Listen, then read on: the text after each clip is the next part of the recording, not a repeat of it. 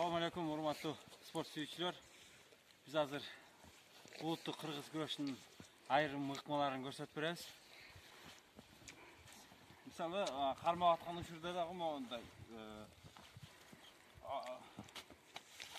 күрөштө кармап атканда дагы ушу түйнө кирип кетүү ыкмасы жакшы жардам берет да. Ошон үчүн кармап аткан учурда белбооду колдон келсе монтип сол кол менен кылчып алганда жакшы болот да. Ошон сөзсүз биринчи ушул оң кол биринчи кармалат.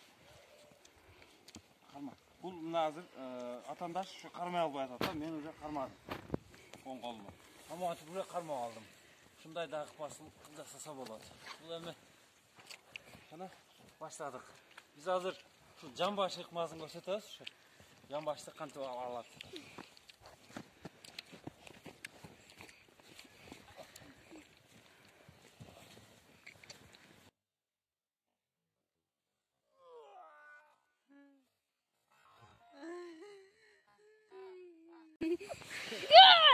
Бул эми чекерек сүртүр буга.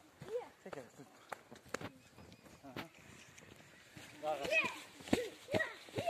Азыр эми жамбаштын коргонууда ыкмасы да бар да, ошону дагы көрсөтө кетем. Азыр эми бул азыркы жамбаш ыкмасын жайлатып көрсөтөйүн.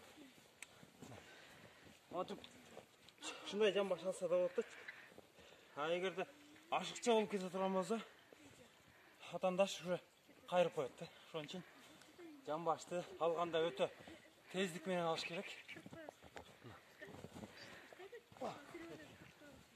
Мына ушундай.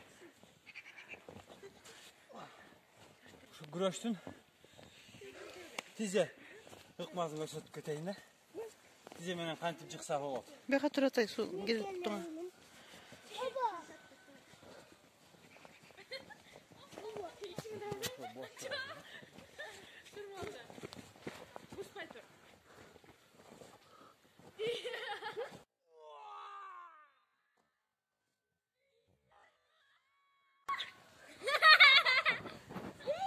Tize oldu.